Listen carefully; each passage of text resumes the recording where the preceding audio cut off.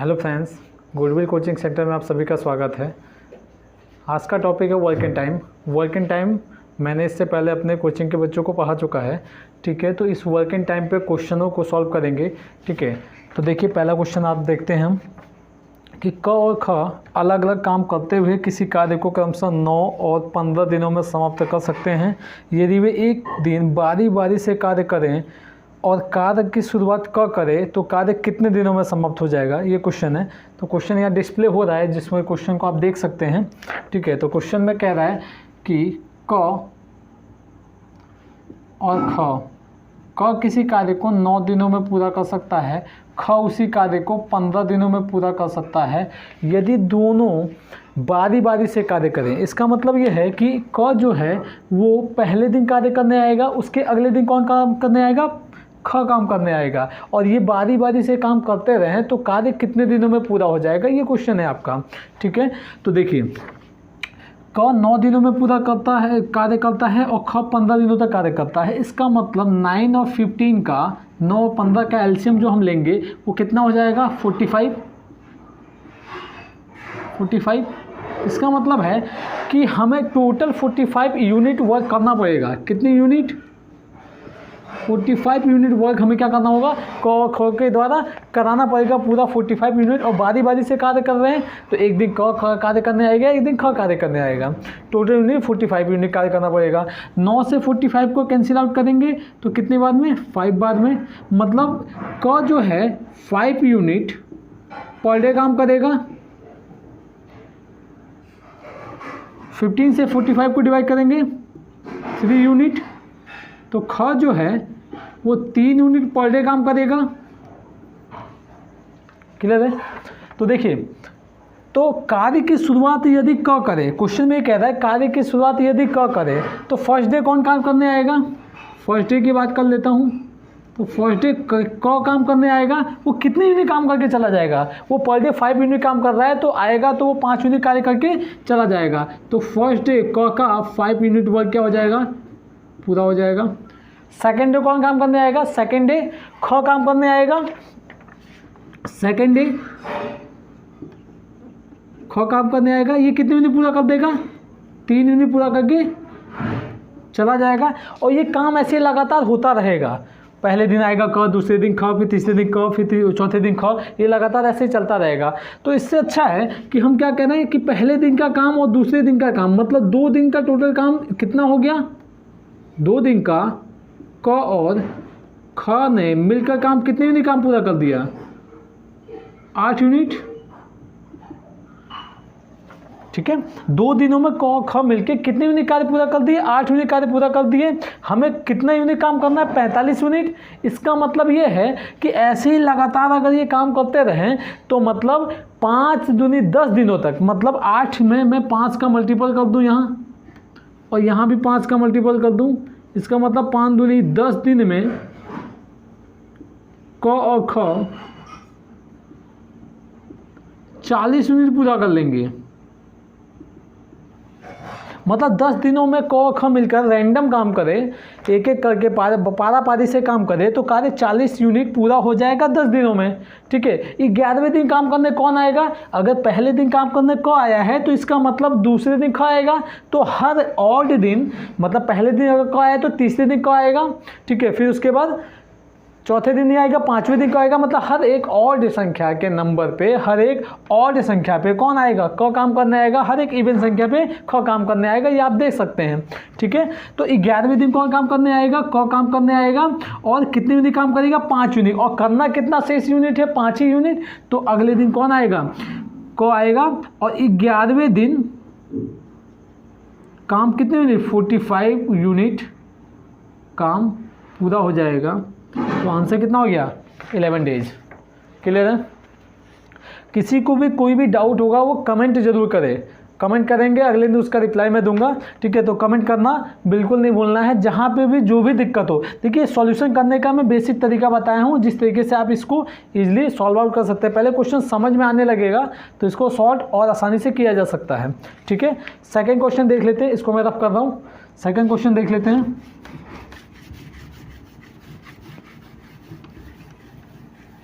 ठीक है, second question देखिए, सेकंड क्वेश्चन है कि ए और बी अलग अलग काम करते हुए एक कार्य क्रमशः 9 तथा 12 दिनों में पूरा कर सकते हैं। यदि एक काम आरंभ करे और उसके बाद दोनों बारी बारी से एक एक दिन काम करते हैं तो काम कितने दिनों में पूरा हो जाएगा। क्वेश्चन आप देख सकते हैं। तो क्वेश्चन कह रहा है कि ए 9 दिनों में करता है, बी उसी काम को 12 दिनों में करता है। ठीक है, अगर ये रैंडम मतलब कह रहा हूँ मैं कि ये लगातार काम ना करें, ये बारी बारी से काम करे, एक साथ ना काम करके ये बारी बारी से काम करे तो कार्य कितने दिनों में पूरा हो जाएगा। इसका मतलब 9 और 12 का एलसीएम कितना हो गया 36 यूनिट। टोटल वर्क कितना करना होगा इन दोनों को मिलके 36 यूनिट्स वर्क करना पड़ेगा ना। तो ये पर डे कितने यूनिट काम करेगा 4 यूनिट, ये 3 यूनिट पर डे काम करेगा। ठीक है, अब क्वेश्चन में कह दिया है कि काम की शुरुआत ए करता है, तो काम ए से शुरू कराइए। तो फर्स्ट डे ए काम करने आएगा, कितने यूनिट पूरा कर देगा 4 यूनिट। सेकेंड डे कौन काम करने आएगा, सेकेंड डे बी काम करने आएगा, कितने यूनिट पूरा कर देगा 3 यूनिट। इसका मतलब मैं कह सकता हूँ 2 डेज 2 दिनों का काम 7 यूनिट पूरा हो गया है। इसका मतलब मैं बोल सकता हूँ 2 डेज वर्क जो है ए और बी के द्वारा कितने यूनिट पूरा हो गया 7 यूनिट पूरा हो गया है। किधर है 7 यूनिट्स। इसका मतलब है हमें 2 डेज में ए और बी अगर लगातार एक एक दिन बारी से आए बारी बारी से तो 7 यूनिट पूरा कर देंगे। इसका मतलब है 5 दिनों तक तो ये लगातार काम ऐसे करेंगे, रैंडम काम करते रहेंगे। मतलब 5 दिनों बाद ये 7 × 5 = 35 यूनिट कर देंगे। तो 5 से यहाँ मल्टीप्लाई कर देता हूँ, 5 से यहाँ, तो कितना हो गया 10 डेज। 10 डेज में ये दोनों बारी बारी से कार्य करें तो 35 यूनिट पूरा कर देंगे। शेष 1 यूनिट बच गया और वो शेष 1 यूनिट को पूरा करने कौन आएगा। तो अगला 10वें के 11वें दिन शेष 1 यूनिट काम करने के लिए ए को आना पड़ेगा। और ए कितना करता है 4 यूनिट पर डे काम करता है। ठीक है, अगर उसको 1 यूनिट करना है तो 1/4 दिन लगेगा। तो 10 सही 1/4 दिन में ये 36 यूनिट क्या कर देंगे पूरा हो जाएगा। इसका मतलब राइट आंसर क्या हो गया 10 सही 1/4 डेज। ठीक है, 10.1/4 डेज। ठीक है, ये ए और बी दोनों बारी बारी से काम करें तो कार्य पूरा कर देंगे। क्लियर है। सेम ऐसी क्वेश्चन एक अगला देखते हैं। ठीक है, इसको रब करता हूँ मैं।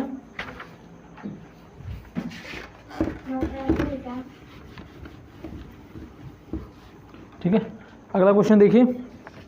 अगला क्वेश्चन है कि ए बी तथा सी एक कार्य क्रमशः 30 दिन 20 दिन और 10 दिनों में कर सकते हैं।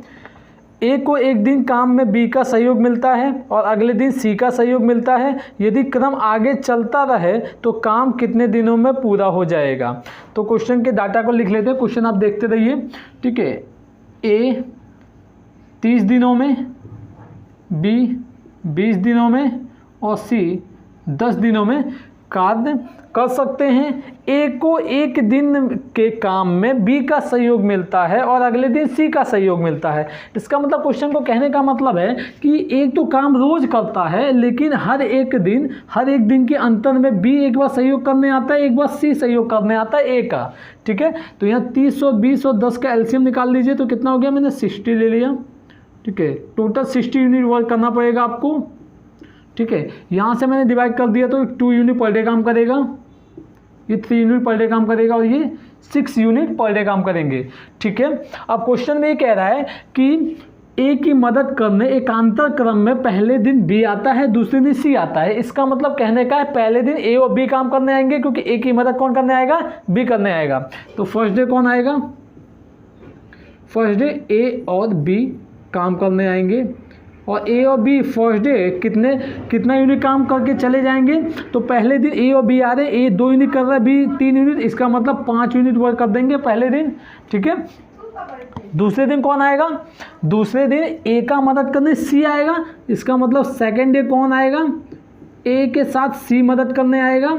इसका मतलब सेकेंड डे कितना वर्क हो जाएगा, 2 + 6 8 यूनिट वर्क हो जाएगा। इसका मतलब मैं बोल सकता हूँ 2 डेज वर्क मतलब 2 दिनों का टोटल वर्क जो हो जाएगा, टोटल वर्क कितना हो जाएगा 13 यूनिट।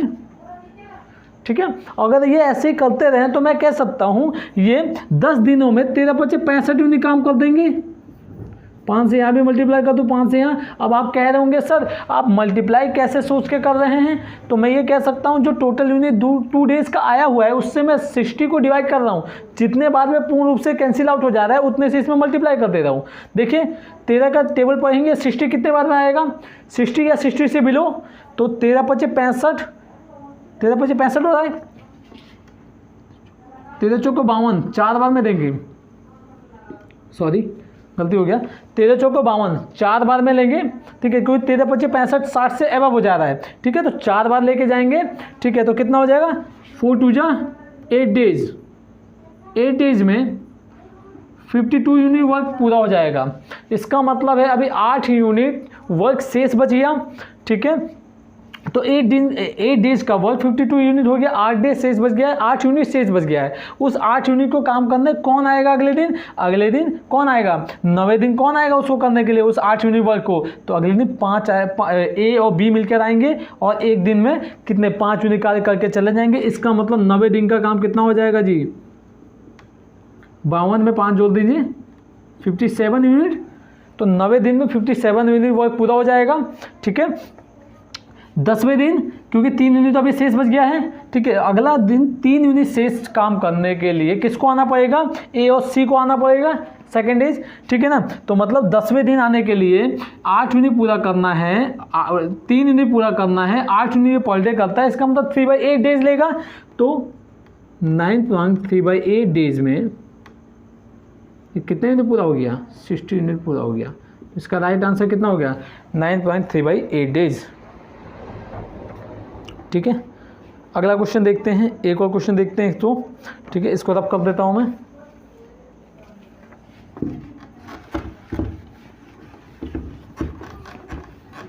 ठीक है, क्वेश्चन जहां नहीं समझ में आए वह कमेंट जरूर करिएगा, जहां भी जो भी प्रॉब्लम हो रही है उसको पूछिएगा जरूर। ठीक है, नेक्स्ट क्वेश्चन देखते हैं हम। ए और बी और सी एक काम को क्रमशः 20 दिन, 30 दिन और 60 दिनों में कर सकते हैं। ए उस काम को कितने दिनों में पूरा कर सकता है यदि बी और सी द्वारा हर तीसरे दिन उसकी मदद की जाए। क्वेश्चन को समझिए। ठीक है, क्वेश्चन ये कह रहा है कि ए किसी काम को 20 दिनों में, बी उसी काम को 30 दिनों में और सी उसी काम को 60 दिनों में पूरा कर सकता है। ठीक है, तीनों का एलसीएम कितना हो गया जी 60 यूनिट हम ले सकते हैं। ठीक है, 60 यूनिट पूरा करना है तीनों को। ठीक है, मिलकर क्वेश्चन के कंडीशन के हिसाब से ये 3 यूनिट पर डे काम करेगा, ये 2 यूनिट पर डे और ये 1 यूनिट पर डे काम करेगा। हर दिन ये 1 यूनिट काम करेगा। सॉरी।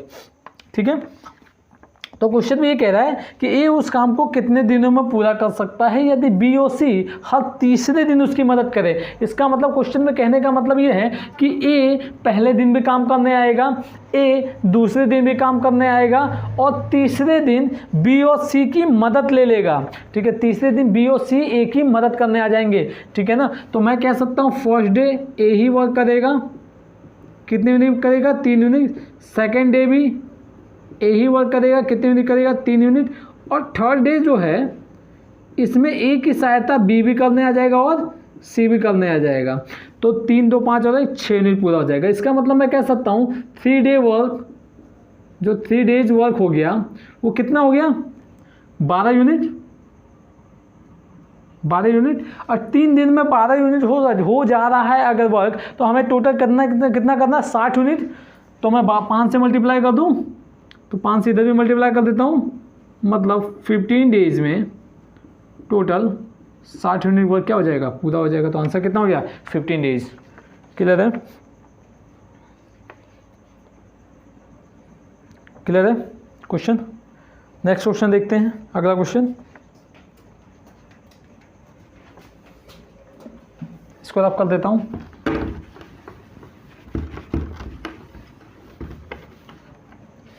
सब जितने भी क्वेश्चन है सब बारी बारी से क्वेश्चन है, जो बारी बारी से काम कर रहे हैं, ए और बी बारी बारी से काम कर रहे हैं, ऐसे क्वेश्चन है।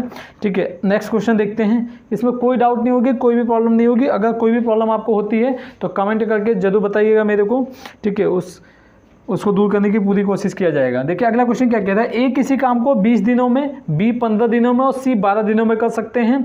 ए उस काम को कितने दिनों में समाप्त कर सकता है यदि उसे एक दिन बी और अगले दिन सी एकांतर क्रम में मदद करें। क्वेश्चन सेम है, बस थोड़ा सा कॉन्सेप्ट को बदल दिया है। डाटा को हम लिख लेते हैं, आप क्वेश्चन यहाँ डिस्प्ले हो रहा है वो देखते रहिए कि ए किसी काम को 20 दिनों में, बी उसी काम को 15 दिनों में और सी उसी काम को 12 दिनों में पूरा कर सकते हैं।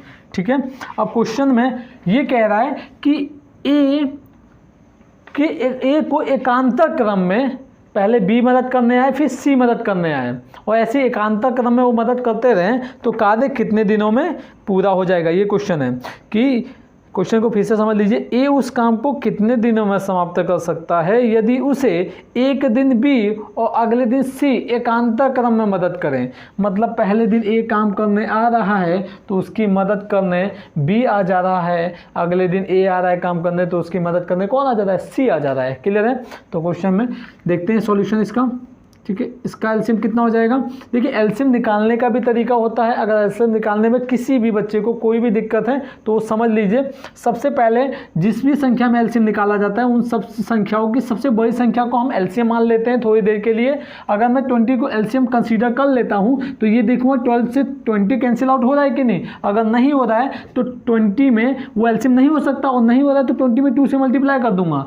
ठीक है, तो 40 हो जाएगा। 40 को 12 से डिवाइड करके देखूँगा हो रहा है कि नहीं हो रहा है, क्योंकि भाई एलसीएम क्या होता है, लीस्ट कॉमन फैक्टर। मतलब क्या है, इन तीनों का ऐसा लीस्ट कॉमन फैक्टर जो इन तीनों से कैंसिल आउट होना चाहिए।